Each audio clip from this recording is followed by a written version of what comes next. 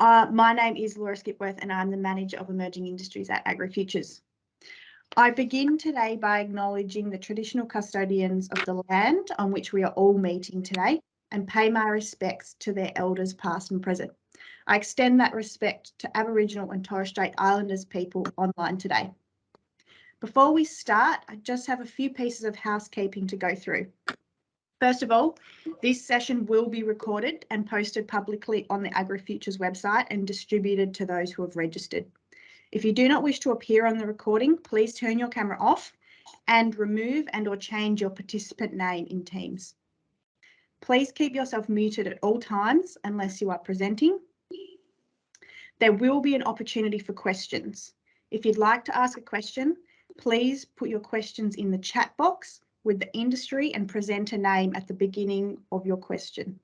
We will not be taking questions through the raise hand function or verbally, and questions will be addressed after all industry participants have spoken. These sessions provide a great networking opportunity. However, due to privacy requirements, AgriFutures is unable to pass on your contact details on your behalf. If you wish to share your contact details with other participants, please put these in the chat function and take note of any throughout the webinar. The chat won't be recorded and will not be posted publicly on the website or distributed to participants. Finally, the links to all the RD&E plans presented today will be pinned to the top of the chat function for easy access. For those unfamiliar with the AgriFutures Emerging Industries program, the program helps to grow up-and-coming rural industries for which there is a clear interest in their products, yet their pathway for growth is uncharted. The development of RD&E plans for emerging industries has been a program initiative over the past 12 to 18 months, and we are excited to launch the following plans today: jujube, pine nut, cocoa, amaranth, sun hemp, Murray Cod, industrial hemp and hazelnut. We also have Mark Stewart, CEO and founder of SkyGrow, joining us to address the audience later in the session. Without further ado, I would like to introduce the facilitator for today's session, Al Fullerton, Managing Partner at Mandalay Venture Partners. Al is an entrepreneur, venture builder and venture capital fund manager focused for the past decade around sustainability, renewable energy and agri-food tech, based predominantly in Asia. Prior to this, Al spent nearly a decade in the financial markets working with CBA, Macquarie Bank and Tradebook in Hong Kong before launching his first startup back in 2013. Since returning from Asia in late 2018, Al has run a private ag tech fund on behalf of Melbourne Asset Manager and has invested in 4 Australian startups. And this year formally launched Mandalay, an agri-food tech venture capital fund that he applies his sleeves up capital strategy to investing. Thanks, Al. Thank you, Laura, for that fantastic introduction. It's so good to be here. This is the second iteration for emerging industries, and the last one was just fantastic. And you know, to Laura's comment before that, you know, the pathway for growth is uncharted of these emerging industries. It's incredible the similarities and the overlap between early stage startups and emerging industries, and they face so many of the similar challenges and opportunities. You know, everything from your kind of go-to-market strategy, adaptability, balance sheet challenges, revenue generation, adoption of innovation, where you sit with ESG and sustainability, and PR, global expansion. So all these traits that a company look at to build and grow and sort of, you know, carve out that pathway. It's very similar with the emerging industries, and so I really enjoy learning in these events about these incredible opportunities that we have here in Australia, and for these opportunities to move towards commercialisation and potential exports. So look, without further ado, I'm going to pull up my series of events because we've got some very exciting stuff going on. I believe that what we're going to do is have 5 minutes each speaker where they're going to run a bit of an overview and some sort of key messaging for their respective industry. And then, as Laura said, what we'll do is at the end of those, we're going to have a really good Q&A session, and I'll be able to allocate some questions to each of the speakers to allow them to kind of, you know, build out a little bit more. And on their respective businesses and industries. So first off, we have Trevor Randford on the jujube. Trevor's background is 45 years with horticulture and NPOs, consulting across a huge variety of nuts, nurseries, stone fruits. I believe there was some apple and pears in there as well. And we had a fascinating conversation prior to this, and I would very much like to pass over to Trevor to talk first on jujube.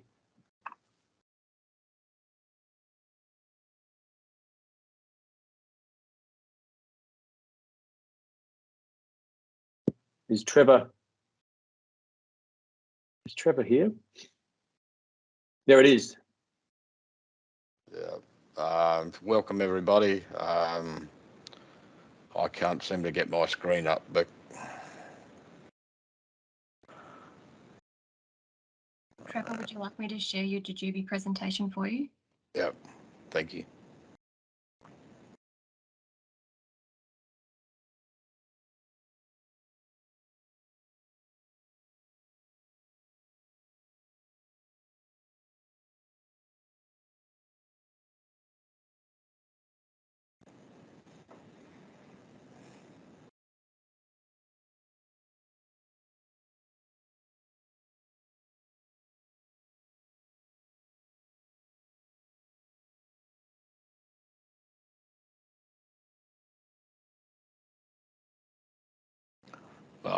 While we're trying to find the presentation, welcome. My name's Trevor Randford. I'm the coordinator for the Australian jujube industry. For those that you don't know, jujubes, it's Chinese red berry. It's historically found in the areas of China and Asia. Yeah, next slide, thanks. So yeah, gives you an idea of what the product looks like, and as I said, Chinese date is probably the best way to describe it. Next one, thanks. The industry, it's a very new horticultural industry, starting around 2000. One of the advantages of it is that a drought and salinity tolerant products or plants that really offers opportunity with a climate change situation. Thank you. Next one. There are around 60 odd growers, Western Australia, South Australia, Victoria, New South Wales, Queensland. In the ground, we believe there's around 50,000 jujube trees, and normally harvested in autumn situation. Thank you. The value of jujubes, eaten fresh, dried, or processed, can be used in confectionery, has antioxidant capacities, and traditional Chinese medicine is where it's used. So it's got a range of factors or opportunities going forward. Thank you. Again, some of the advantages of the industry, major competitive advantage. We counter seasonal to overseas situations, so the potential for export, absence of pests and diseases, and the opportunity to offer an import replacement for product that may be coming in from China and India. Thank you. I think the key challenges for the industry, and this is where the major part of the process is the development of a national industry body, and that's a process we're working on. We've got a small number of full-time growers, so you've got people who have got off-farm work, so that level of commitment. At the moment, a low volume of production, and we're competing potentially from low-priced imports from particularly China. Thank you. So again, while they're threats, they are opportunities. Pest and disease issues are not really known that well, so we've got some work to do in that area. We need to be working on quality parameters. There's a lack of awareness of it in Australia, and therefore we've got a promotion and a marketing opportunity.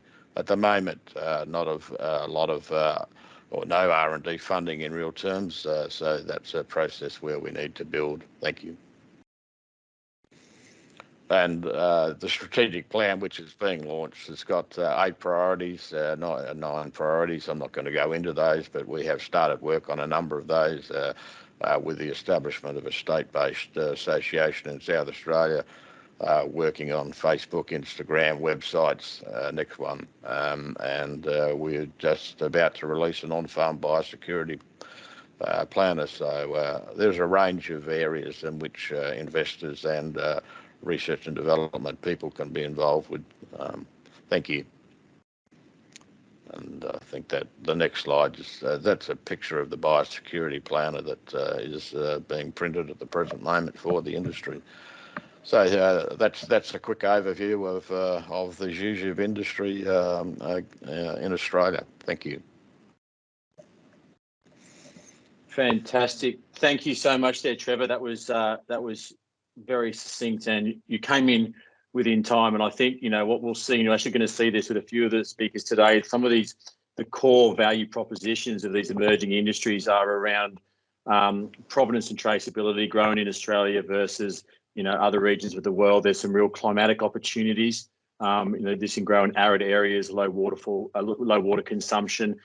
So that real kind of future looking side, and also import replacement, you know, the ability for us to really be sort of tapping into domestic supplies versus imports. So I think you'll see those kind of thematics running through the discussions today. Trevor, thank you. And I think you're going to hear back from Trevor a little bit later to talk on hazelnuts as well. Being the nut guru that he is, he covers many of these. So next we're going to move along to another nut. And this time it's going to be pine nuts with Richard Zwar, which is amazing. I've been eating pine nuts for many years and I never knew where they came from, which I'm really embarrassed to say. So I've learned a lot about this yesterday, and I think it's going to be a really fascinating discussion to hear about the opportunity of a pine nut industry, which is a huge global industry, but a domestic opportunity here in Australia. So I'd like to ask Richard to have a discussion on the pine nuts.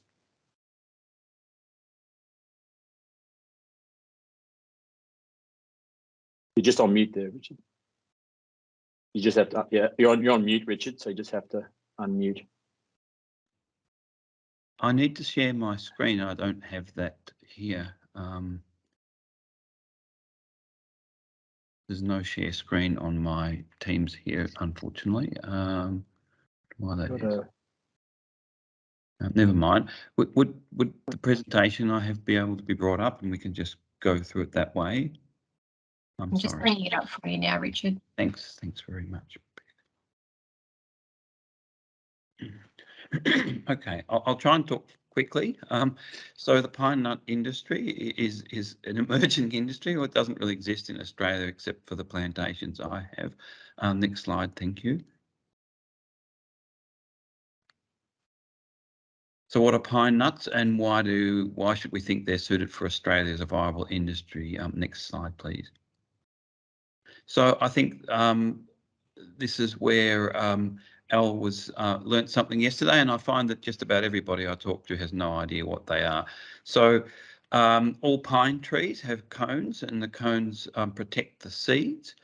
And these are the seeds in a mature cone that's opened up when it's dried.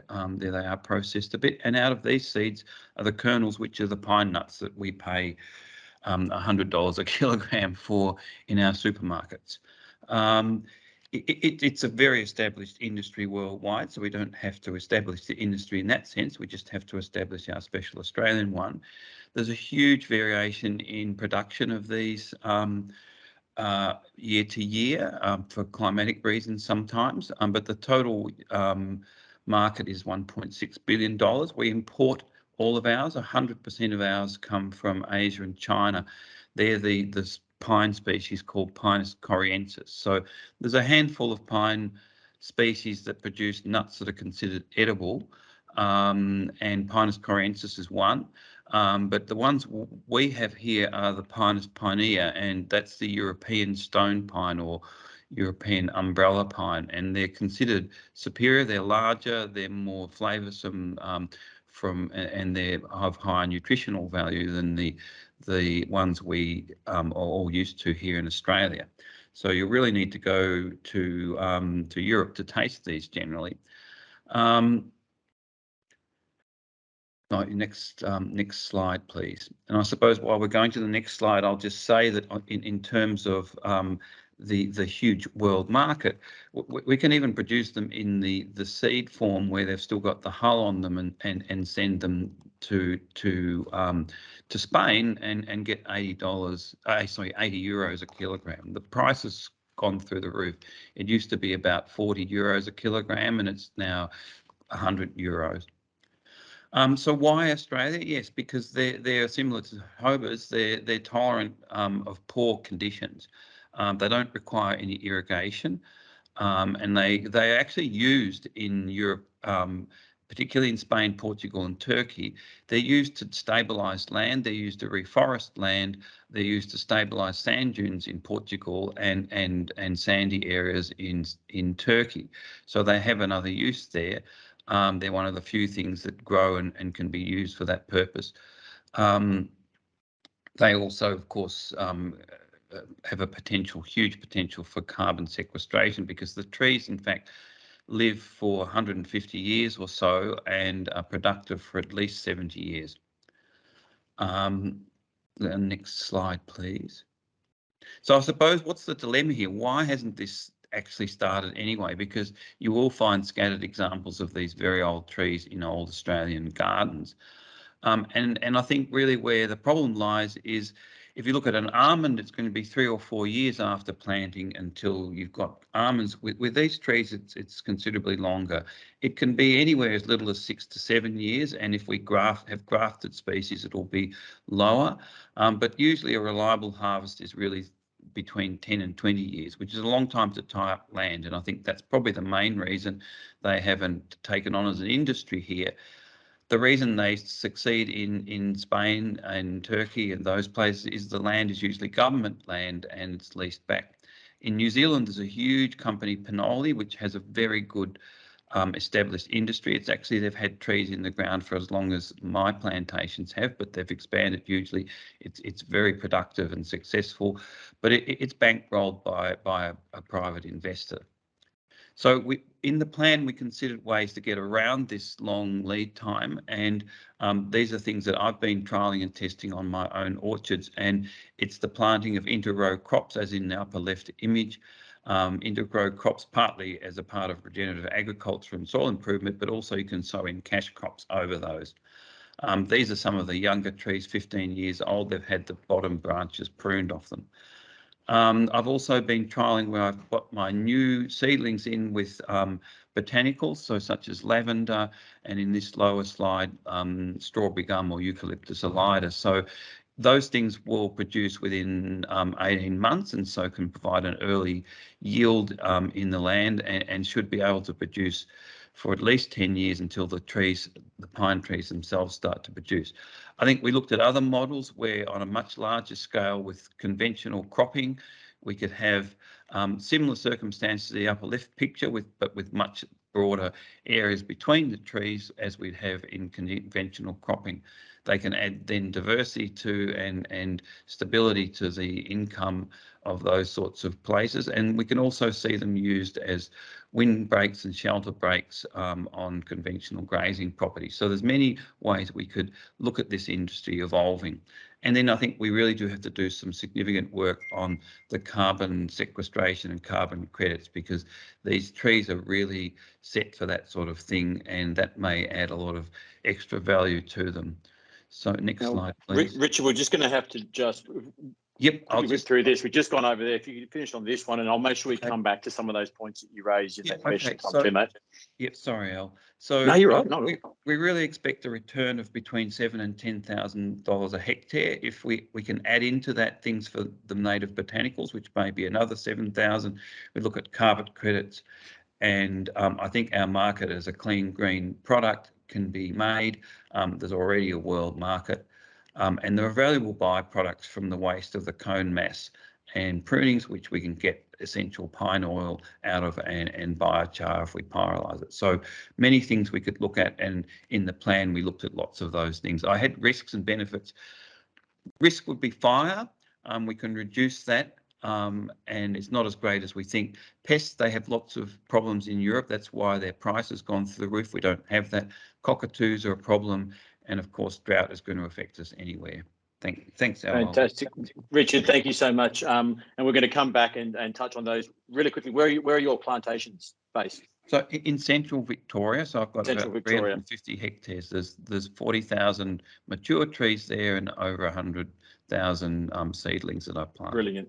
Thank you, mate. That's great. No, look, really appreciate that. And I thought fascinating insight to such a kind of a mature, market globally, but emerging in Australia. Now we're going to head a lot further north to Queensland, to the cocoa industry. I asked yesterday what the difference was, cacao and cocoa, which is the complexity of my question, but we're going to delve into that later. But right now, I'm going to pass over to David Guest to talk on the Australian cocoa industry.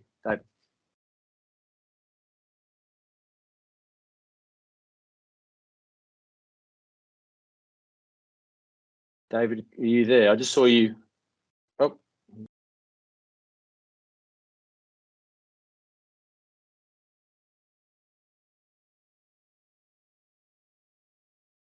David, are you there? I think I just Yeah, sorry about that. Oh, no, not at all. Making an entrance. David is here. I'll pass over to you, mate. Look forward to hearing about cocoa. Yeah, the share button on my screen isn't coming up. I'll just get it. Beck, have you got a copy there? I can't see why. It says only meeting organisers and presenters can share. Well, anyway, look, there it is. There's an earlier slide, I think, which is just a title slide. But basically, these are the key points from the review, and I thought it's worthwhile putting the the Australian cocoa industry into a bit of context. It's a very small industry, a handful of growers in far north Queensland. Obviously, demand far outstrips supply, and so nearly all of the cocoa that we get is imported. Most of global production is about 5 million tonnes of cocoa, and mostly that comes from West Africa. So Cote d'Ivoire and Ghana produce about 70% of the world's cocoa beans. Most of the world's cocoa, it's also produced in Southeast Asia and Latin America. Most of the world's cocoa is produced by smallholder farmers. So these are farmers who own 1 or 2 hectares of land, and they grow cocoa trees. The industry is plagued by a number of concerns, and most of these concerns are, well, the first 3 concerns, deforestation and child labour and safety are concerns largely of consumers. These aren't things that really bother the smallholder farmers because they're living in poverty. All right, so most cocoa farmers earn way less than $2.20, which is the global index for poverty. So most farmers are earning less than about $1 a day. So that puts the global cocoa industry into a very different context to what we've got in Australia. Obviously, you're not going to grow a crop that traps you in poverty in Australia. So we can't grow cocoa the same way that most of the world's cocoa is grown. And so the first question that comes up is, well, why would we want to grow cocoa in Australia? As cocoa trees been grown in far north Queensland for decades, but I think it's fair to say they haven't really been grown as a commercial crop. They're mostly grown by farmers who have an interest in cocoa. They have a passion in growing cocoa trees, but it's not their main source of income. How would we compete with countries like West Africa? Well, about 50% of the cost of production of cocoa is labour, and that's what basically means that we can't compete with countries where most of the labour comes from the farming family, So it's essentially unpaid labour, and what labour is used on the farm is paid very low salaries. So we just can't compete. So we've got to look at what our competitive advantage is. We can't compete on the commodity market. And if you think about the global cocoa market, there's essentially three segments. The overwhelming part of the market is, you know, basic confectionery chocolate, and that's bought on price, right? So that goes into your chocolate cakes, it goes into your Cadbury's and Nestle bars and so on, right? So people buy that on price. So obviously an Australian industry is not going to compete on price. The other segment of the market is ethical consumers, and these are consumers who want to be sure that when they're buying a bar of chocolate, they're not contributing to the poverty of the farmers, they're not contributing to deforestation, child labour, and they're not eating chocolate that's got unsafe things like heavy metals or mycotoxins. The third group, and these are very small groups, the third group are the connoisseurs, the chocolate lovers. And these are people who, you know, you could call it a hipster market. They want to buy chocolate from somewhere that has a story. All right, so the quality, the flavour, the price are not so important. The main thing is that they want to buy chocolate where they can see the story that goes right back to the farmer, and they can show that, look, you know, here's some chocolate that's made from cocoa beans that were grown by this particular farmer in this particular place, and this farmer has, you know, so many children, and they all go to school, and by buying chocolate, I'm going to contribute. These are very small parts of the market, but they're very important to the Australian industry, because that's where you can charge $10 or $15 for a block of chocolate rather than $4. And that has the potential to cover labour. So the biggest constraint is labour. Our biggest competitive advantage is that we can attach a story to the chocolate that's made from the beans. We can say there's no deforestation, there's no child labour, the beans are safe, and they're a locally grown product.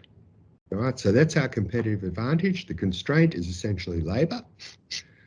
Is it profitable? Well, it can be profitable given two things: that you can charge a very high price for your cocoa beans, and that you can reduce labour costs.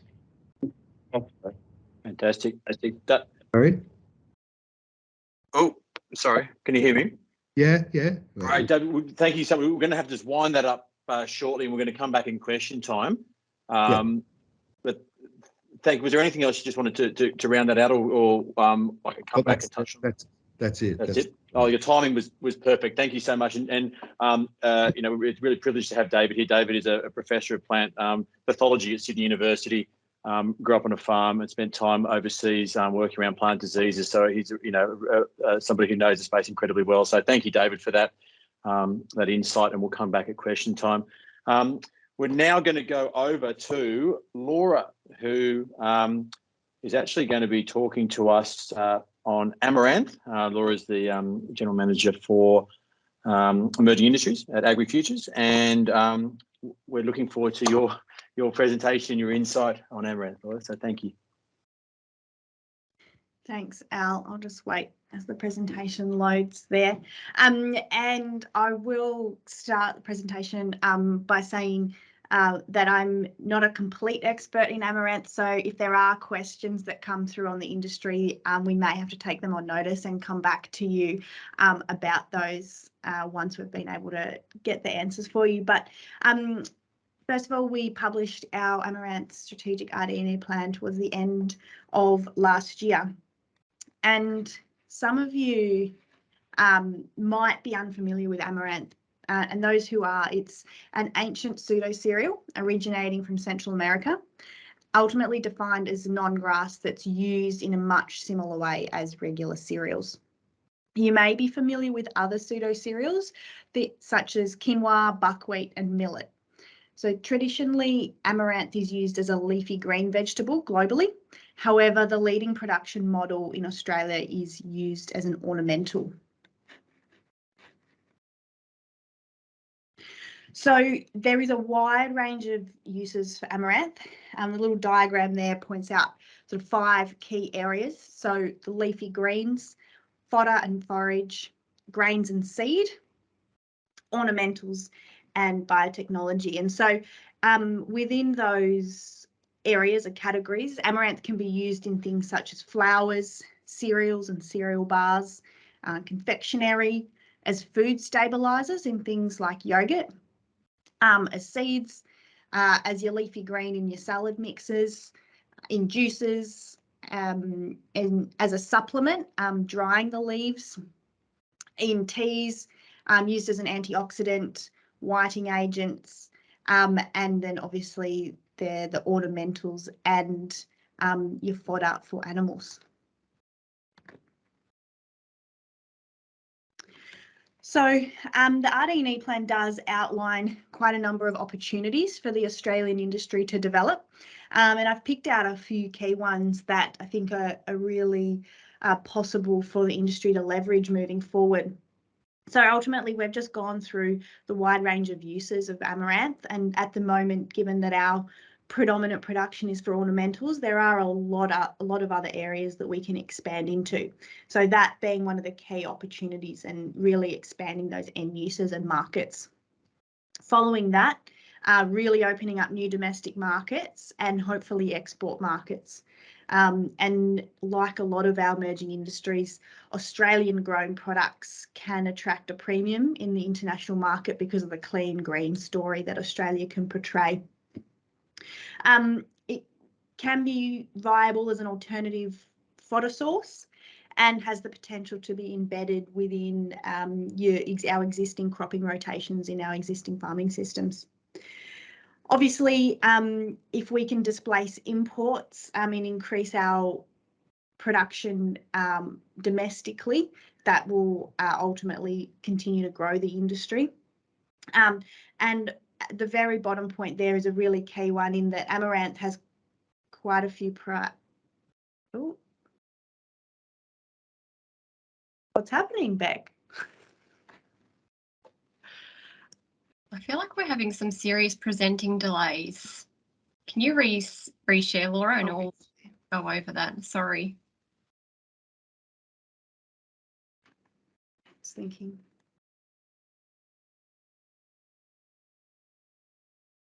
Okay, are we back?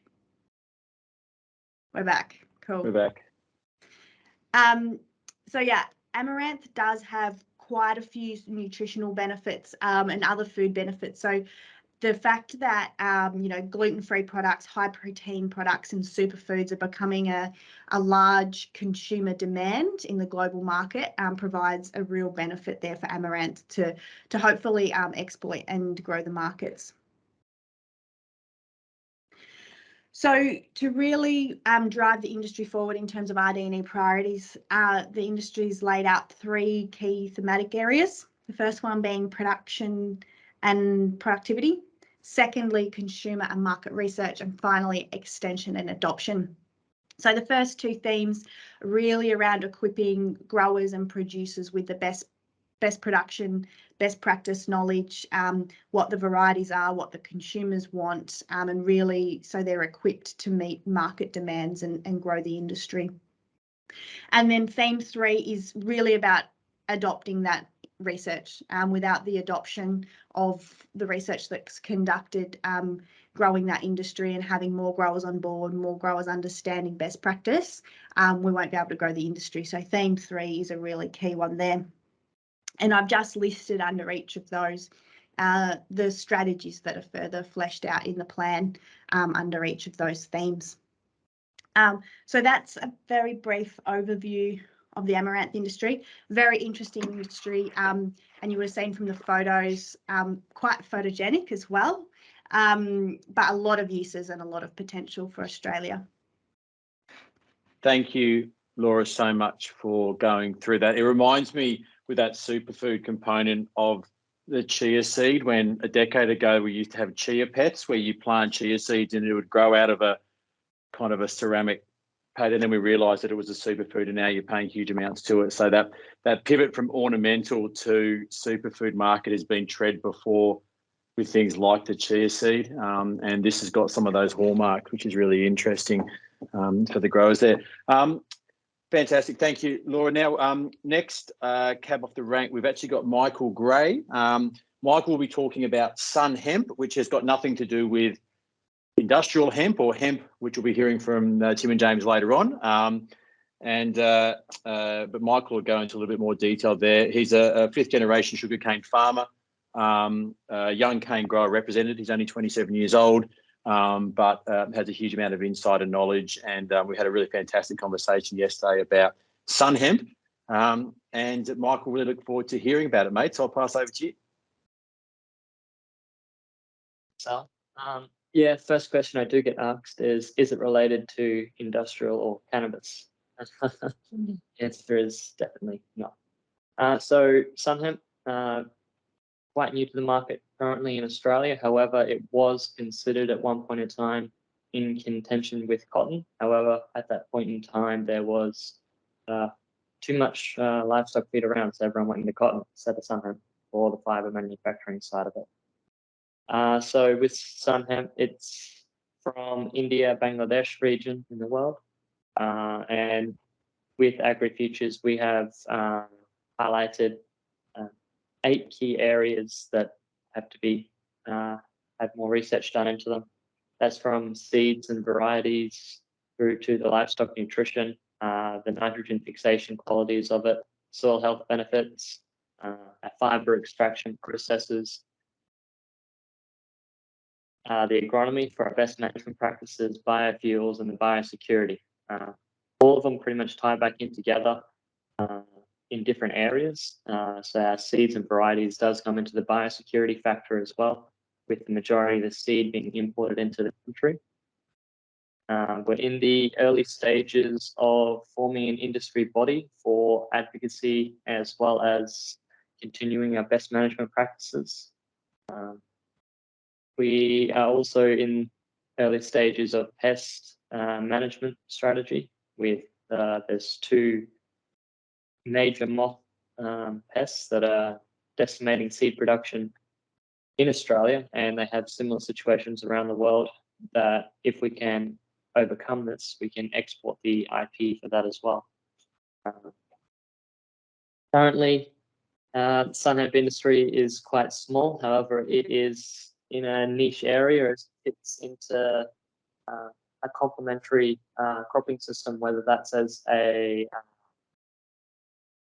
in a fallow situation or inter-row cropping in trees. There's been some recent developments there where there's been found that it's not just being used as the livestock aspect of it, they're using it for the soil health benefits in the tree system, in the cropping tree systems that have improved their productivity levels and profitability. There's currently exceptional investment coming in from overseas that has just started because Australia Green policy and the fact that it is a high protein livestock feed. And there is international parties that are almost at final stages of discussions that are going to move into new areas and significantly increase our RD&E funding. That's pretty much sun hemp in a very short wrap up for you there, Alan. Michael, that's fantastic. Thank you. I think, the points you touched on, the high biomass, high protein, nitrogen fixation, soil health benefit, they're all that kind of regen and focus around, restorative farming opportunities. And as a standalone crop, but also you can intercrop it. It has a lot of opportunity there, and some offshore interest and investment is obviously going to further support that marketplace domestically. So I think there are a few questions popped up there, mate. So we'll come back to that. But look, thank you for that. Really great, succinct overview. And we'll circle back at question time, no doubt, with a few more queries. Next up, I'd have had the pleasure of talking to Joanne, but Joanne's going to be speaking on the Murray Cod Industry, which is something which has been, it's one that's been making headlines. It's one that there's a huge opportunity. It's a really exciting potential with not only on the whole sort of global protein opportunity, but as an aquaculture play here in Australia. So what I'd love to do is pass over to Joanne to talk on the Murray Cod industry.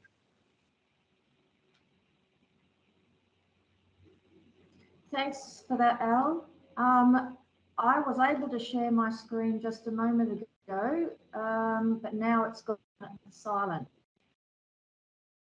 And I don't believe you have a copy of my presentation, but that's okay. I will just be able to talk to this because it's so exciting and interesting. So look, thanks very much for that, Al. So yeah, I'm Jo Rusco. I'm here at Loki Consulting. I'm based on Yirrakanji lands in Cairns, and I've been in the aquaculture industry for a long time. I'm also currently the CEO of the Australian Barramundi Farmers Association.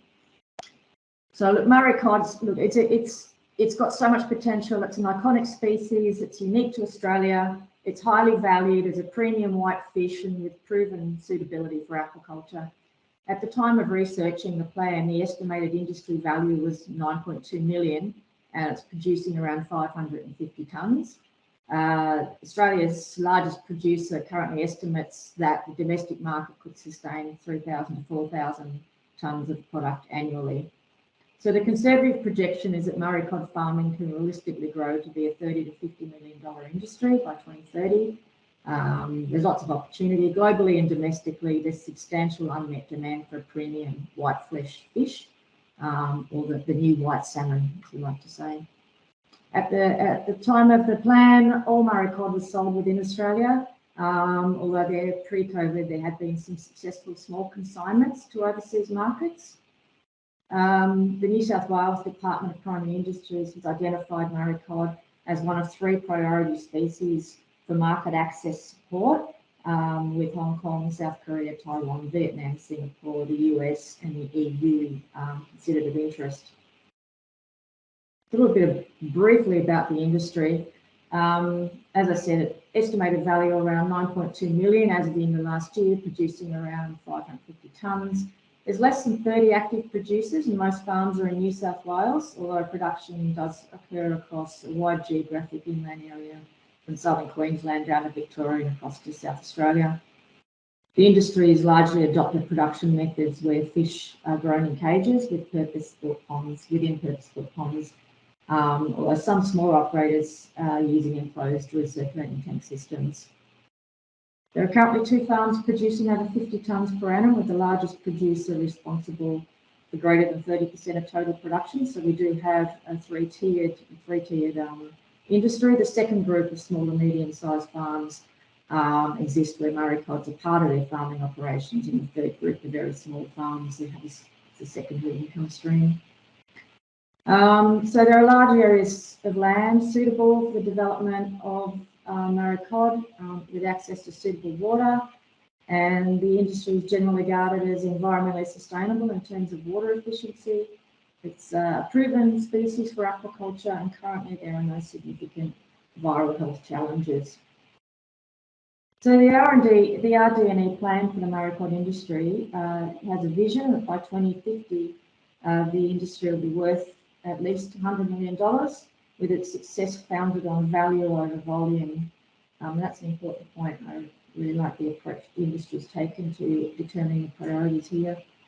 To get to the outcome, over the next 5 years, they have 5 strategic goals, and that is to build industry capacity to address their shared issues, again, the representation issue, to secure the Murray cod's reputation as a highly valued and responsibly produced premium product, to improve productivity, and to address barriers to sustainable growth in industry and to grow markets. So just a little bit more context around those things. So market and community expectations, both within Australia and overseas, are increasingly focused on animal welfare and environmental responsibility, and the industry recognises the need to be prepared and not to be responding incrementally to those changes. So the key activities is to undertake an assessment of trends and investigate cost-effective options for demonstrating their sustainability, to support market access and community support. With regard to improving productivity, many producers are operating without useful data sets on cost and performance, and they lack technical skills. The immediate priority for them is to extend some guidance materials that are recently developed by FRDC, and then to design and implement industry survey and sampling programs that allow them to collect data to target R&D and to measure the impact of practice change. So again, they've got the attitude of being on the front foot and not trying to implement systems of data gathering down the track, but to start off with this as a foundation. Specialised diets they've expressed a need for, however, investment is constrained by the small size of the market, and the industry is yet to determine its priorities. So what it needs to do first of all is to collect longitudinal data on feeding, growth and health at different life stages. There's a need to improve understanding and management of fish health. Priority activity there is to identify and assemble and triage issues into solutions, and to enhance industry skills in health monitoring, early diagnosis and appropriate management. Supply of fingerlings is probably the biggest factor limiting growth in industry production and a barrier for new entrants. The priority activity here is to undertake an analysis of fingerling supply, demand and survival, and provide the economic analysis for government or private investment to address technical and market failure points. It's very expensive, and that economic analysis has been agreed as the first point to be able to build the case for that investment in expensive hatcheries and nursery production. Joe, can I jump in there? I'm sorry, you're just over only a tiny bit, but that was so engaging. Is there anything else just to round that out? And we'll come back at the question time. The other major consideration is around growing the markets, and there's a need to better understand consumer profiles, purchasing patterns to allow the industry to guide and target its messaging. And as production volumes continue to grow, new markets will need to be found to maintain those prices.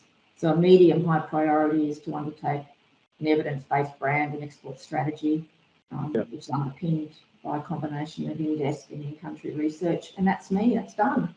That was wonderful. I'll tell you what, you most certainly didn't need your presentation. That was really engaging and clear. So thank you. That was fantastic. And I think, and I will send it through though, so it can be distributed and made available. That'd be great, Joe. And like, looking at the opportunity there with, an 8x domestic growth opportunity, out the bat, and then the offshore expansion, especially with the demand in protein into the Asian markets. I think there's a really exciting future ahead for that Murray Cod industry. So thank you so much, and we'll come back with some questions as well.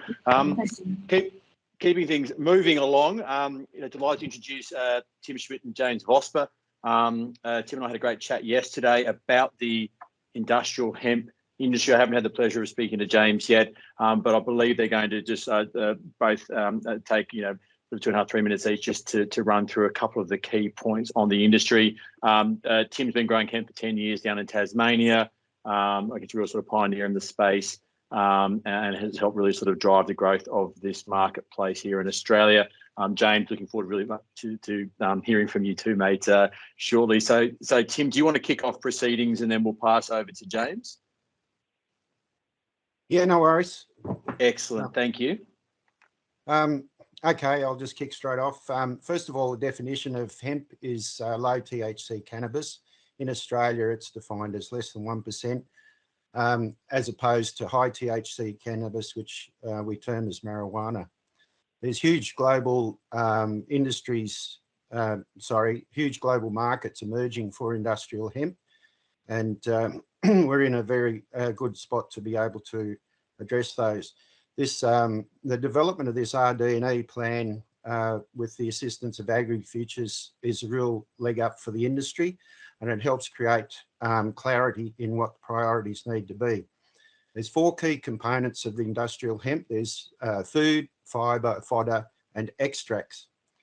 The benefit of the RD&E plan, of course, and there's 3 main components that I speak to. First is the validation of the benefits of hemp.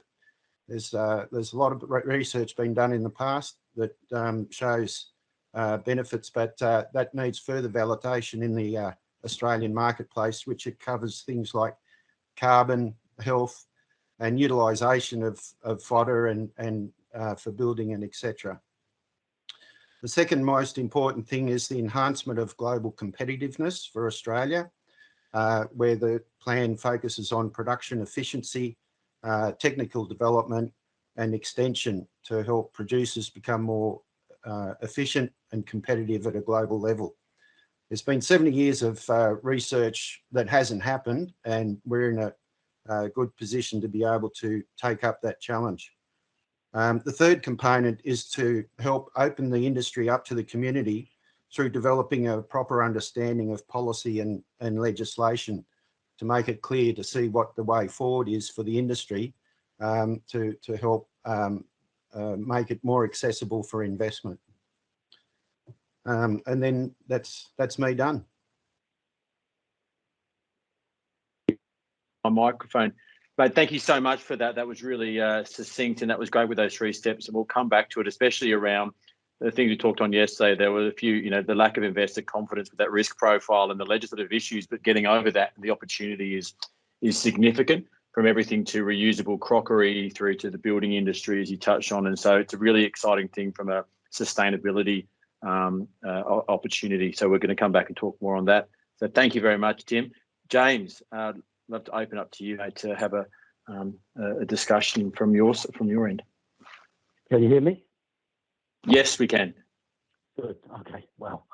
Okay. Well, listen. Look, building on what Tim just said, hemp has an enormous potential globally, both in the medicinal side and in the fibre, herd, and food side. One thing I would say that the RD&E has highlighted is the fact that we kind of knew this anyway, that we are highly regulated. Now, every industry likes to think of themselves as being unique, but I think one thing we have which is unique is that we are the most regulated industry there is.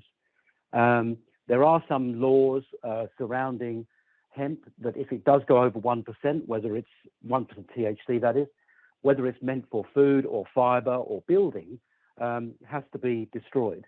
And if one is growing 5 hectares, that's one issue. If you're growing 5,000 hectares, that's another issue. So, I agree with Tim. We need more confidence from investors to come into this industry, and with the idea that they will not be hampered by the legislation.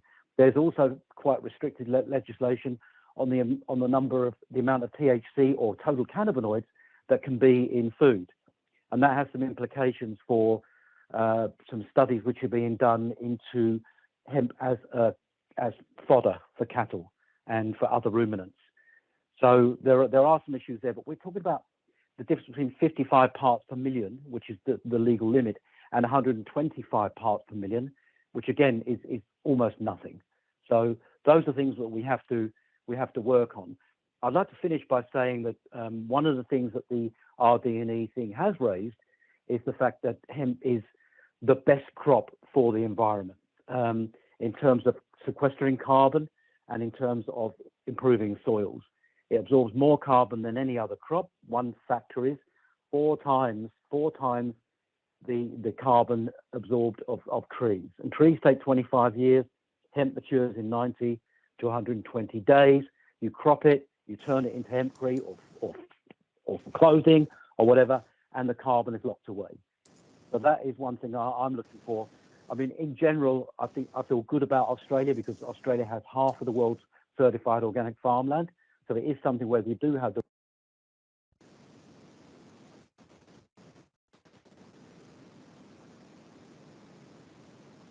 Just gone on mute there, James.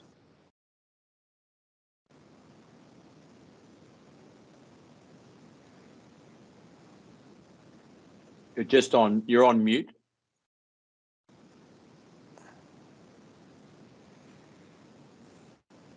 That I'm going to say from the hand gestures that James cannot come off mute. oh, right. Okay. I don't think I can either. Well, I'll round out James's speech, and I won't.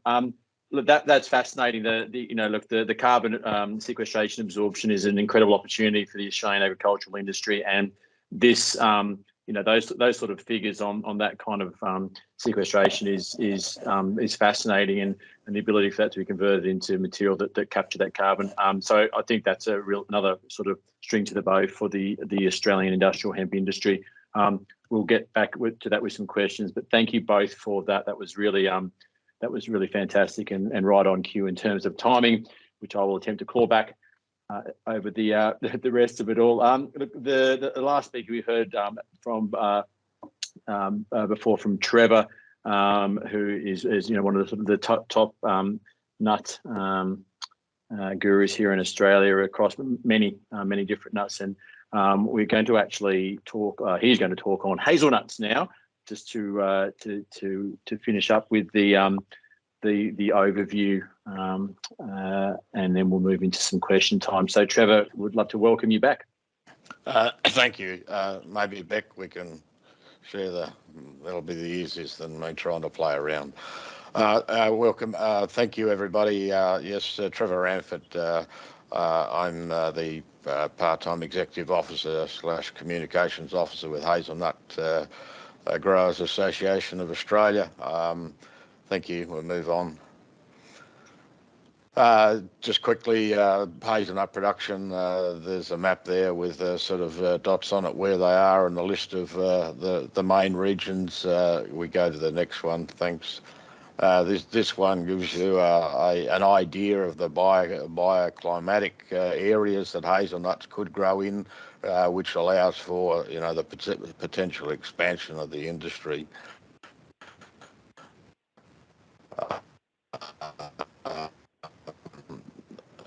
Thank you. Next one. Well, from an industry overview, it is, while it's listed as an emerging industry, hazelnuts have been grown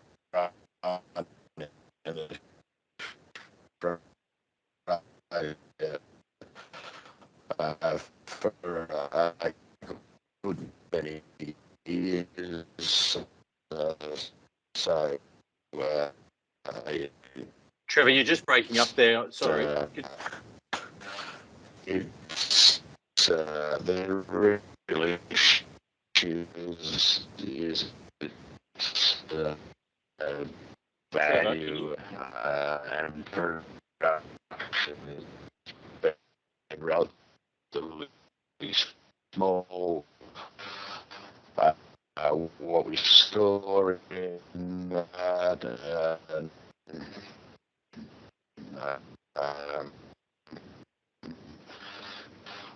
Trevor, could you turn your was Trevor? Australis or Ferrera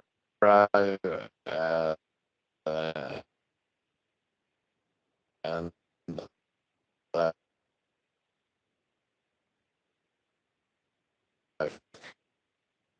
planted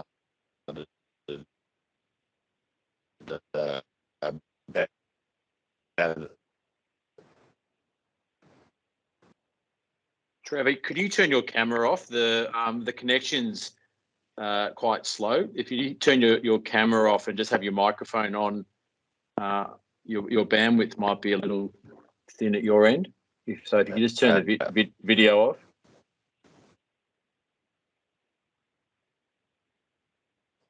Ferrera.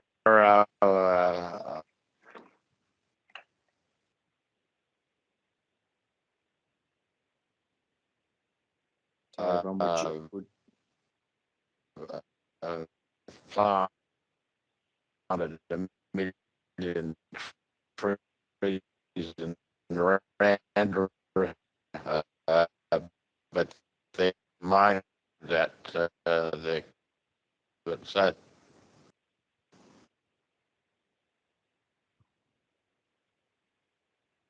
Can you hear me? We just need you to turn your video off there, Trevor. I think that if you can turn the video off and try talking, there was just a big delay.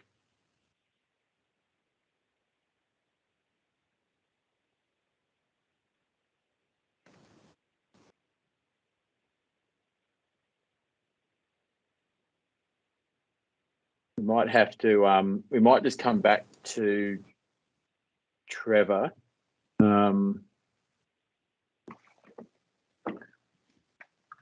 Oh, he's just calling me now. Hang on, everyone. I'll just see.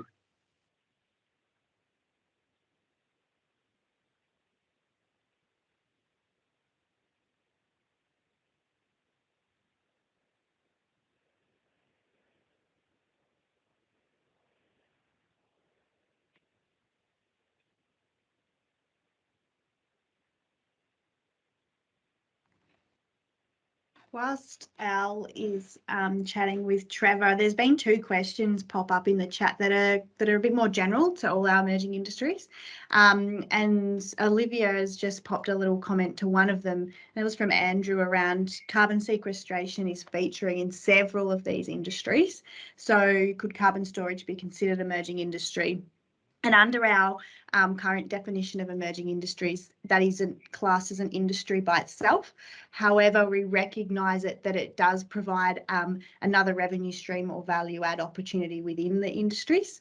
And at AgriFutures, we do, in a separate part of the business, look at cross-sectoral work, and carbon is definitely featured in that.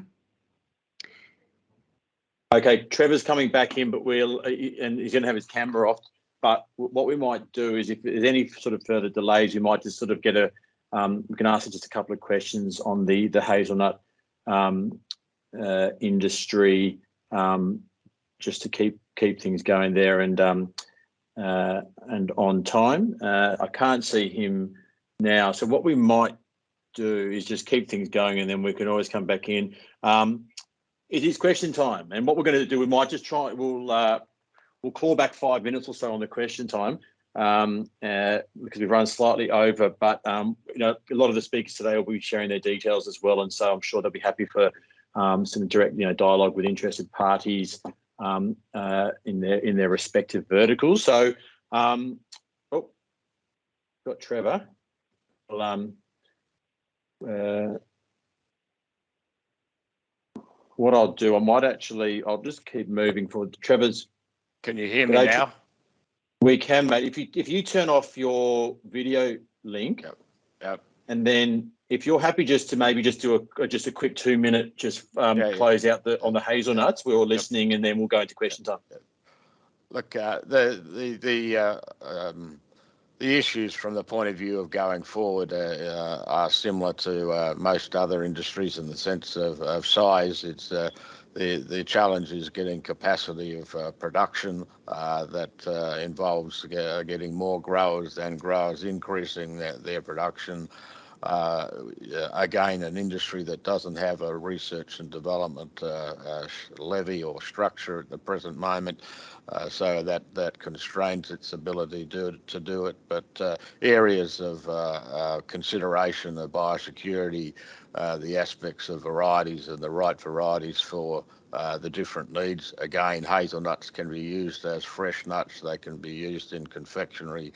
They can be used in cosmetics and pharmaceuticals. So it's really a challenge is saying, well, this is the best variety for that particular thing. And we see that with confectionery, where the confectionery people want a small nut, different size. Gelati people want a different nut. So that's probably the real challenges, and then just dealing with the pest and disease problems and having the right chemicals and methods of control are important. So I'll leave it there. Trevor, thank you. And Trevor's obviously a real hugely knowledgeable on multiple different species of nuts here, and really appreciate that overview. And interesting having people like Ferrero Rocher and these global corporates involved in it from a scalability perspective, having them, here actively looking, has got real kind of potential if you can get those stars to align to work with them in the right sort of size and those things.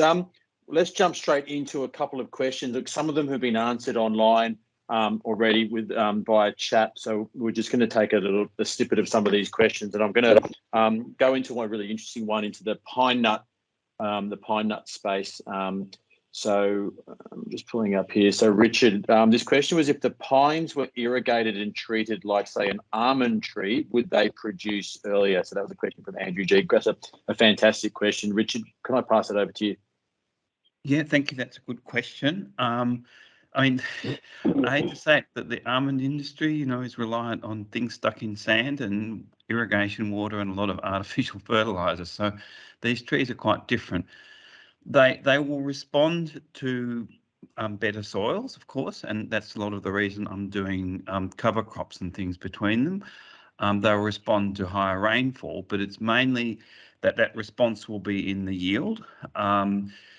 To bring forward the production of cones, the main mechanism to do that really is to look for species that might produce cones earlier, but also grafting the trees. So if you put a mature scion onto the a rootstock, then it's the same with any other plant. You'll get an earlier yield. So you can bring it down to probably 6 or 7 years when you start to get cones. I've had trees growing on another farm that has been in the family multi-generational in Broadford, Victoria, where there's a lot better soil and high rainfall. And I actually had cones forming after only 5 years. But so that probably did reflect some difference in that. Yeah, I'll leave it there. Yep. Oops. Can't hear you.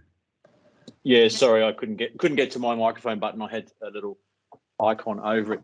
Richard, thank you very much, mate. That's fantastic. Let's I have a question, and it's an interesting one for Joe. And you know, I've seen this across multiple aquaculture, you know, products, you know, barramundi or prawns or the like. You know, nitrogen runoff, effluent water, especially in coastal areas. Question here around is Murray Cod aquaculture and inland system, and therefore not having the same waste to sea issues? That was a question from Ian. Thanks for the question. So firstly, I just want to clarify is that the nutrient discharge from aquaculture farms is really quite negligible, you know, in terms of proportionate to other anthropomorphic impacts. So I just want to say we're not big polluters in other sectors, and we operate in Great Barrier Reef catchment areas. But leaving that aside, Murray cod's a freshwater species, so you know the waste can be reused. There's opportunities there for fertilizer waste and recycling of water through other products, crops, and back into the fish culture ponds as well. So look, yes, freshwater fish does have an advantage in that respect. And is there any geographical benefits of certain regions of Australia for the Murray cod? There's always climatic. There's a big broad swathe of area that's available, and there's certainly water resources that are available. I can't remember the figures, but Murray cod production is vastly more efficient than the majority of crops in terms of the production that comes from it and the value. What else was I going to say? I can't remember now. Sorry, I did have another point. No, that's fantastic. Thank you, Joe. There's a few questions popping up there, but I'll head over to industrial hemp. So Tim and James, there were two questions here, whether you want to take one each. One was the sort of export opportunities of the Australian industrial hemp industry, and the second question was the varieties of industrial hemp that you are working with or considering. So perhaps I can ask one of you to take one and the other take the other, please. I'll do the variety one if James likes to do the export one. Look, there's quite a number of varieties, and AgriFutures is supporting industrial hemp variety trials throughout Australia and creating very useful base data. There's different varieties for different areas. There's only really 2 varieties that have been developed in Australia to this stage after 20 years of work from Ecofibre. All the rest of the varieties that are grown here are derived mostly from Canada or Europe, and you can't just say there's lots and lots of varieties. So I'd say if you want to learn more about it, then just get in touch and I can tell you the whole story. Thanks, Tim. That's great. And James, on the I guess the export opportunity for industrial hemp. Well, I mean, look, the export opportunities for industrial hemp are enormous. We have many if you look at the medicinal companies that are listed on the ASX, I think their market capitalisation is about $1.5 billion now. So they're looking to the export markets, Europe, Asia, and North America. There has been some volatility in the export market for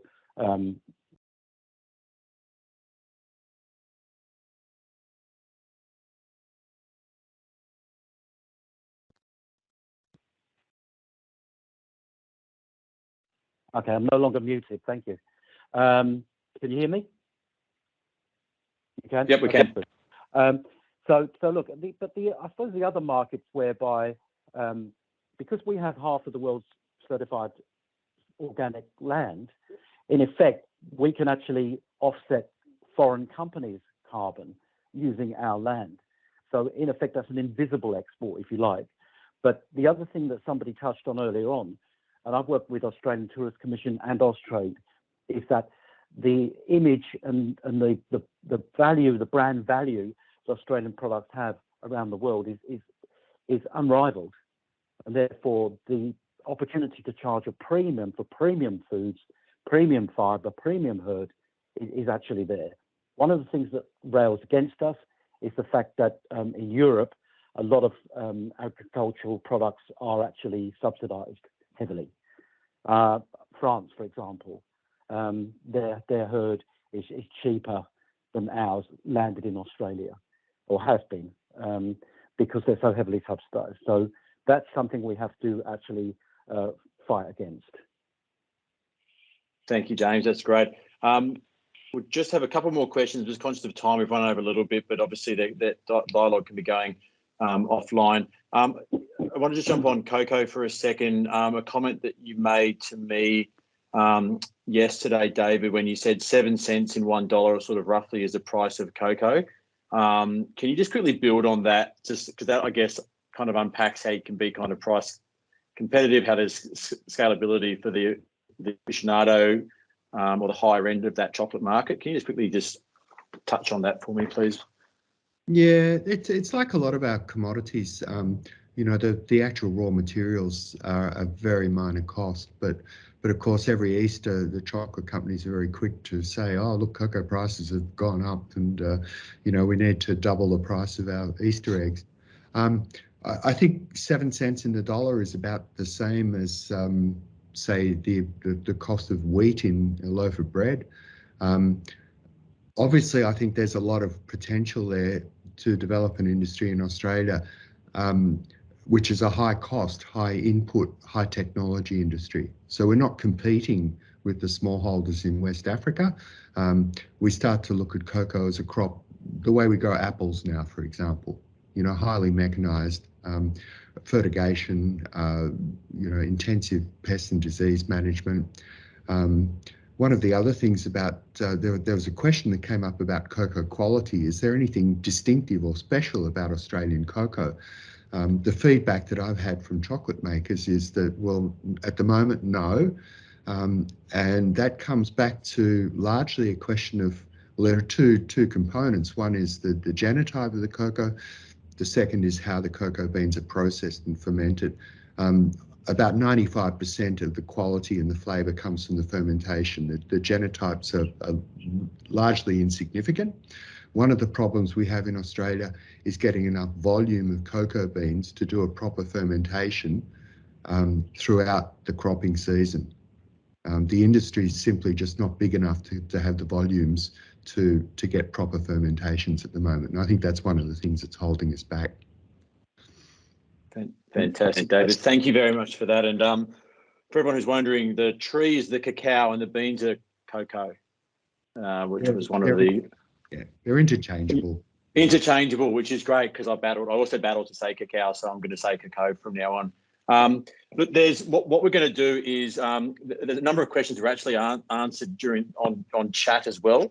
And we're sort of running a little bit low on time. Any questions we don't get to, we can provide the answers when we send out the link to the recording to all the registrants. So what I'm going to do is I'm just going to keep on moving. We'll capture these questions and we can pass them around.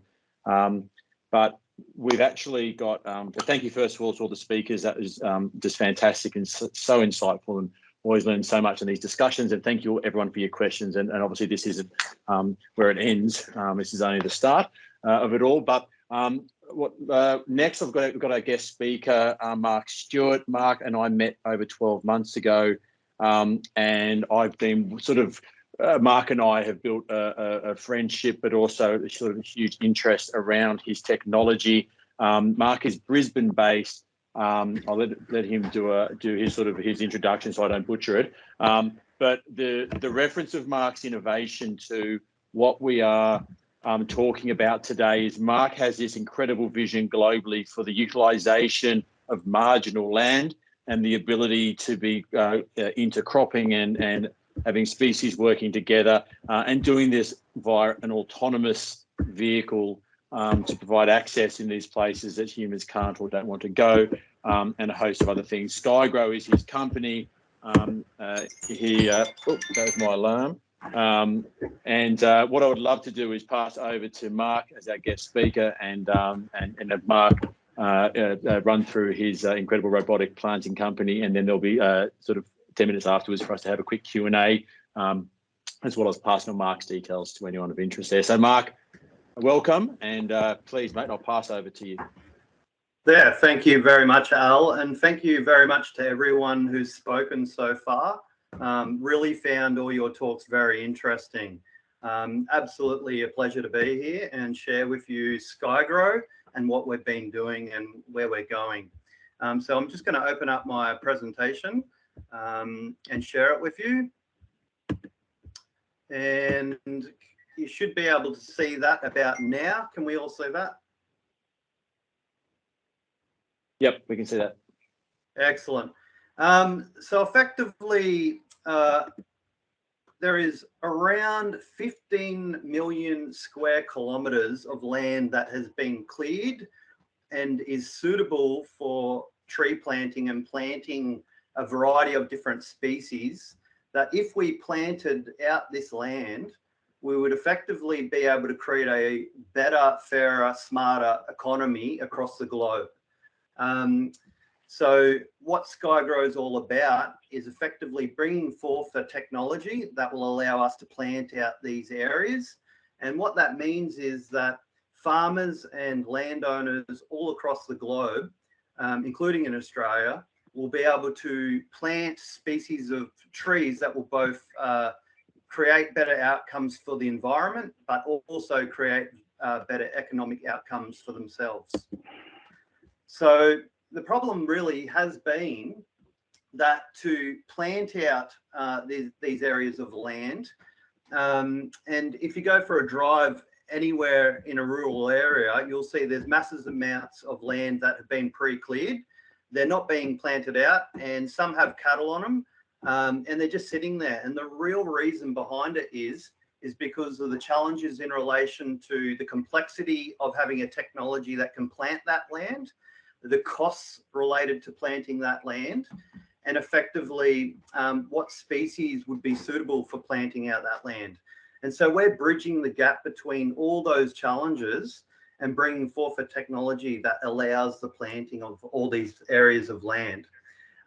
There's another problem that also occurs within different sectors within the horticulture industry, and it's already been touched on, and that's the ability to track the plants that are being planted all the way from either seed or nursery production and all the way out into the field, and then to the product that ends up in the hands of the consumer. And cacao is a perfect example and has already been touched on today.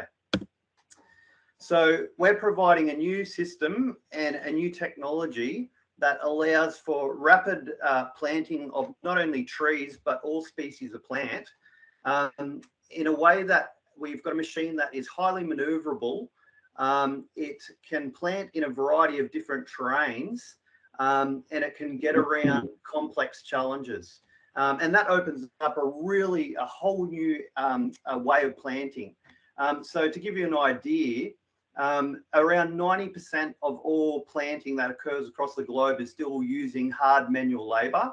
And we're coming out with a technology that now can make it so that we don't need to rely on hard labour to do the job that we need to do in planting whatever species we want to plant. So effectively you have, your larger tractors for the big flat areas, but once you step into more complex terrain, we only have the ability to rely on manual hand planting. And this technology is allowing us to be able to scale whatever planting we want to achieve without having to rely on hard manual labour. And so we've already invented the first piece of technology. We call it the GrowBot, and it can plant a tree in the ground with a tree guard, water and fertilizer included, in under 60 seconds per tree. And this is only the prototype, and this is really only the start of where we're going. So effectively, this technology, where we're taking it, we'll be able to plant on slopes up to 45 degrees. It'll be able to pivot and plant along rows, and it will be able to also track along and plant in a straight row, but it's highly maneuverable. So you'll be able to also take it into areas where you can infill and plant out areas for both ecosystem restoration and horticulture. So we've created our own biodegradable tree guards and pots that the robot actually delivers to the ground. And so you can grow trees in this. We've done over a couple of years worth of trials, both in the real environment and in a more controlled facility, where we've tested these different products that we've invented. We've grown trees in them and different plants, and we've been able to see how they break down in the environment. And this is effectively not only a product that our robots can plant, but it's a product that can be used by anyone who's planting trees and plants out there. So you don't have to rely on plastics. So single-use plastics are no longer required throughout the horticulture sector for growing your plants in pots and for using plastic tree guards. And there's obviously a whole heap of stuff around that, but due to the shortness of time, I won't touch on it. But to give you an idea, one of the big things that people were saying was that by using plastic tree guards, it saves on cost because they can reuse them. But then when we actually drill down to it, people don't understand that the labor costs related to going back out into the field and finding these tree guards, cleaning them up and then reusing them, makes it cost inefficient. There's a huge cost inefficiency in relation to using plastic tree guards. So, and it's also far better for the environment. This material that we use to make these tree guards and these pots out of is made carbon neutral, and it biodegrades over a couple of years so to form compost out in the environment, which is fantastic for the trees. So our technology has huge benefits. Not only is it far better for in relation to labour issues, but and not only can you track the trees down to a centimetre level, but that opens up a whole heap of ability to monitor each tree's performance and each plant's performance down not only on a soil level, but 360 degrees. So by integrating an aerial system such as an aerial drone, you're able to actually map out the canopy. You're able to monitor disease and issues within the land. But then with the robotic system putting a GPS location on each individual tree, you're also able to monitor each tree to maximize profit. And really, we're only tapping into this now, this ability to manage the land and manage each individual tree and track each individual tree's performance right now. So over the last couple of years, we've been really drilling down on this.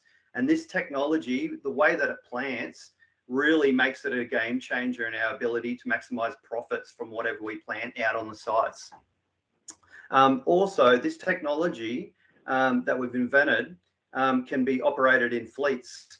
So effectively, a truck can roll up, 4 robots can come off the back of the truck, and effectively we can fly an aerial system over that site, map out a site, understand what complexities and what challenges are on that terrain, and effectively put that into a software system, and have a mission planner similar to your aerial drones for the ground system. And the robotic system will go out and plant on GPS waypoints that correlate with the software system that we use. Effectively, this makes it a far more superior way of planting with down to the centimetre level accuracy, and with the robotic system being able to plant a tree every 60 seconds, makes that really a superior technology for helping landowners and farmers and growers. So we are aiming to provide this technology out initially as a service, where we will come out and use the robot to plant whatever tree species or whatever plant species the landowner or the business would like to plant.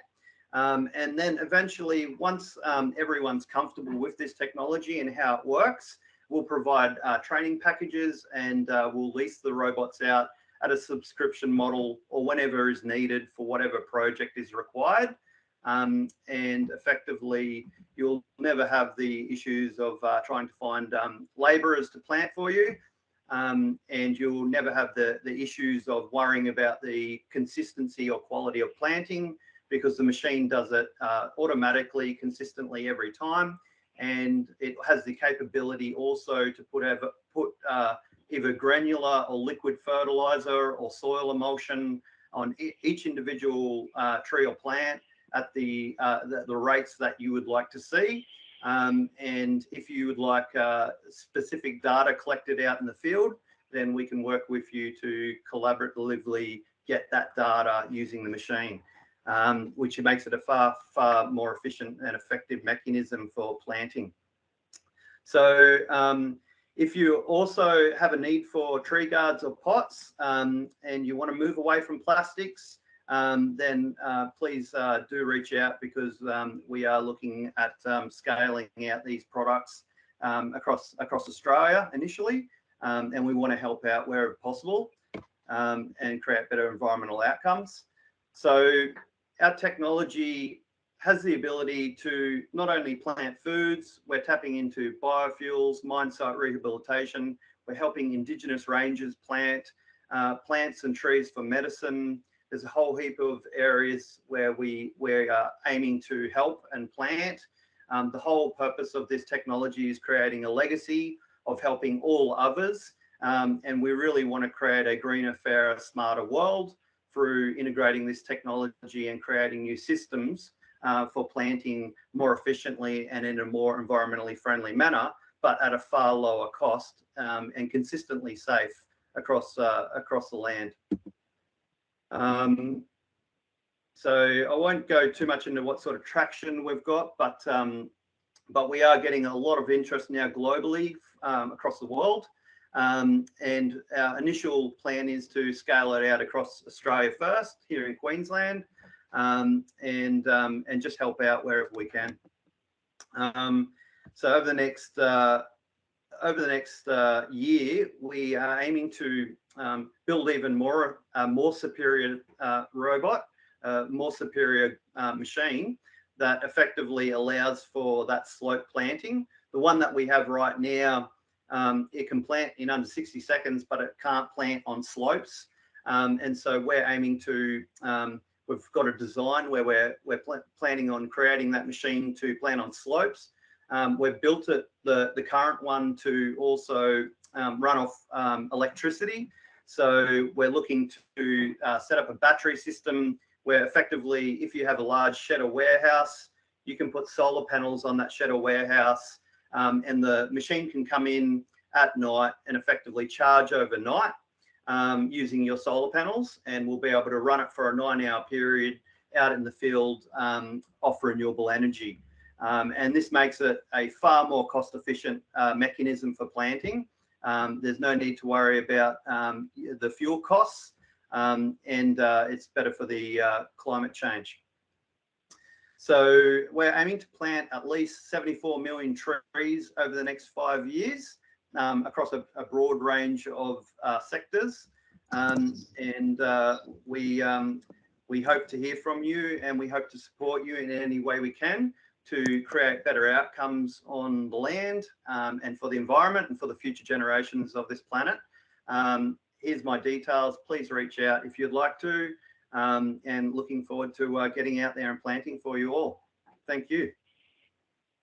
Fantastic, Mark. Thank you very much. And, so Mark is in the process now of finalising his seed capital raise. He's built MVP. Anyone, who also wants to reach out from the investment community, he's rounding that out. And that's something that him and I have been working on. Already has orders from a global multinational company to start planting, interest from the Queensland Trust for Nature, right through to sort of some people over in the UAE. So, an exceptional area. We actually had a look at this in the mining rehabilitation space as well, areas which are pretty hostile in terms of getting humans to be planting, and also the ability for the robot to be getting into hard pan soils and compacted soils because it's mechanical. So into soils where, it's harder for humans to even break into that. Mark, thank you, mate. There's been a lot of great questions. We'll pass on Mark's details as well to anyone who wants it, but I'm just going to whip through these questions quickly here. Can the GrowBots also do weeding and maintenance? Question from Jen. I know they can be retrofitted, that they can be bespoke. We talked about the ability for them to take a core soil sample periodically as they go across a paddock to capture that from a carbon sequestration perspective. What other kind of opportunities are there, Mark, with the GrowBots? Yeah, great question. Great question. And the weed thing has always been on our minds. So effectively, yes, we haven't set this robot up yet to do weeds, but we've actually, from the day one, we considered weeds in using the robot to manage them. And we actually have got a system that we've designed up that will fit perfectly around our tree planting drill that allows for an area around each individual tree or plant that's planted to have a film placed around it. And effectively, that film will block out photosynthesis for weeds. And we believe what that will do is effectively achieve a competitive advantage over the weeds for the first year or two, and effectively give the whatever tree that's been planted the superior outcome against the weeds. So effectively, we've definitely got a system that we believe once we integrate it into our technology will make for a far superior weed management mechanism than what is currently used, and it will also allow for a mechanism that is very precision-like, and it won't create the spray drift, which also turns into a cost efficiency across the board because you haven't got any chemicals not being used where they shouldn't be used. So great question, and thank you. And the other thing I'd like to say is that this technology was really built. I've been planting trees ever since I was like born, sort of thing. Literally have photos of me as a kid planting trees. So effectively, I've taken my knowledge and experience of also going all over Queensland and seeing the challenges and the complexities of planting in a variety of conditions. And I've analysed and broken down all the challenges related to tree planting or planting out in the land, and also looked at the challenges in relation to logistics, and the challenges in relation to costs, and the challenges in relation to the encroaching climate issues. And effectively, that's how we've come up with this technology. So we've systematically broken down all the challenges and problems and complexities and come out with a new technology, and this technology is the GrowBot. We might change its name to the Bandicoot or something more Australian, but we want to put this technology in your hands to help create better outcomes and more cost efficiencies across the board. Perfect, Mike. Thank you for that one. I'm going to go to the next question. And in this, will you explain the mechanics on how the GrowBot actually plants the the seedling in the tree guard. Sure. I always use my hands to do this part, but yeah, no, that's good. So effectively, we've got a bit of a flexible way of planting, and we've built this so that it can be flexible to our customers' needs. But effectively, we can provide you with these with whatever number of pots that you need at whatever size that you require, and grow your trees in them to a certain size, whether it be 450 or up to 800 mils. And effectively, the trees then just get placed in the trays back in the back of the growbot, and there's a Cartesian robotic system that picks up those trees, delivers it automatically to an open drilling apparatus, so a drill that's hollow, and the tree is dropped down into the drill. The drill itself breaks up the soil in a way that it's been designed not to compact the soil, but rather just breaks it up. And then the drill actually opens up in the soil, allows that tree or the payload to go through into the soil. And then there's another system that comes around that brings in the soil and firms it down. And that system in itself can be adjusted using the software, so that if you have clay soils, heavy clay soils, it can apply pressure that's suited to that soil type. So if you've got sandy soils, the machine can be coded for sandy soils. So effectively, considering all the different soil types that we have across Australia, we think we're going to be able to hit about 85% of them really nicely, both in moist conditions and in dry conditions. And that creates a far more cost-efficient mechanism as well when you start getting into this harder soils, which usually are real problematic to planting. So once that's done, once the drill delivers the tree to the ground in whatever form the payload is delivered, effectively there's the water fertilizer automatically added. And it's all done. We can add the fertilizer and water at the bottom of the tree. We can add it at the top of the tree, or we can add it in both. So we have the ability to suit the customer's needs. Fantastic. Thank you. Let's touch on a lot of questions around the input cost between man and robot planting, estimated cost per tree to plant. What is the payload? So I know a lot of these questions, and we can kind of delve a bit deeper, in future conversations. But yeah, so payload kind of costs. What does that look like? So just speed planting on a normal site with medium clay. So with our prototype running tests, we actually we went out and planted 1,000 trees. We got 500 planted using a manual hand planter using a speed shovel. And effectively, we got the machine to plant with its sensors and all that put on. And at 60 seconds and using the machine, it created a 32% cost efficiency in planting. So, and a lot of that comes down to how logistically efficient the machine is. Effectively, you put all your stuff in the machine, like your fertilizer, your water, your trees, they all get put in one spot. The machine then goes out and does all the hard work. Rather than having to go back and forth to the ute or back and forth to the shed, everything's in one place. You load it all up, you send it out, it does the planting, and then it comes back and you load the trays in, and you can literally be sitting there having a cup of tea while it's out in the field. That's payload wise. What sort of? I know these are on the prototypes, but there was. Yep. So depending on the size of the tree that you want planting, so the current machine's 3 meters long. The prototype carries 89 trees at a time. But the new machine that we've designed up that we're looking to build this year is effectively going to carry up to 350 trees, which will be the most trees that any machine or system out there can carry.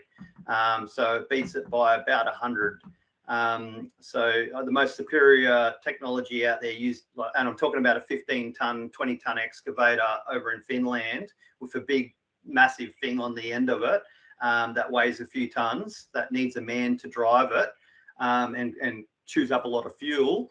Our technology effectively can carry more trees than that, and is only 3 meters long and can run off renewable energy. Fantastic. And I think there's a couple more questions here, and that you know, the scalability of this project is the harder the terrain, the larger the machine is. The mechanics, the strategy is the same. It just comes down to size, and you know, and that's where there's the ability to kind of build these for whatever terrain is out there. Energy consumption, we spoke on the fact that it's looking to move to a renewable source at the moment. Energy, what's the energy? Yeah, so it's been so we've done 4 years of like solid research and development to calculate. Virtually there was no one else out there who's actually determined the exact electricity consumption per tree in the hardest of soil types. So we actually have calculated that out, and we did that so we could run the system off battery. I won't share with you the exact number that we came up with, because that's secret squirrel stuff. But I can say that we're the only one who's actually worked that out. We were searching for engineers all over Australia to give us that data, and it was actually one of our in-house engineers who worked it out. And so that's how we know that we can be the most efficient in relation to costs and running it off electricity, because we've had to build the technology from the ground up through really heavy research and development and scientific applications and processes to get that data and get that formula. And effectively that has resulted in a far more superior, efficient machine than what's out there. Fantastic. Okay, just 2 more questions and then we'll wind up. Thank you so much there, mate. There's a question about the utilisation of blockchain. Can SkyGrow utilise blockchain? Yeah, I think so, definitely. You know, I haven't even touched on the ability for this technology to generate massive wealths of data for everyone or for individuals. Setting up that process, I mean, that was considered from day one, and really talking about the 360 degree data collection capability of this ground system combined with an aerial system, you just can't get any better than that. And so some growers will want, you know, soil pH taken and moisture, and they might want to, you know, do air samples as they're out in the field, or carbon samples. And this technology, we can work with our customers to achieve that. This vehicle platform that we have allows for a whole complete new ability to collect data, something that you won't even see on the John Deere tractors. And effectively, I think it's really exciting where we can take this technology. Sorry, I'm muting my mic. Thank you, mate. That's great. Land preparation before robots are deployed, you know, using high-res imagery. A lot of the farms now are having that done by default anyway, and having this sort of digital filing cabinets. I guess one is around that, what the land needs to be prepped, or what's required for that, the deployment of the robots. And I think because we're so early, like we're only, you know, a very early stage startup. Effectively, like we're open to hear where customers' needs are, and we're able to work together collaboratively to cater for that. So that is one of the real benefits of where we're at right now. So mate, fantastic. Well, look, it is 11:50. We're going to wind that up, Mark. Thank you, mate. I do encourage people to reach out to Mark, both on engaging from a planting perspective. As I said, he's finalising his seed capital raise for the commercialisation or the next iteration of GrowBots.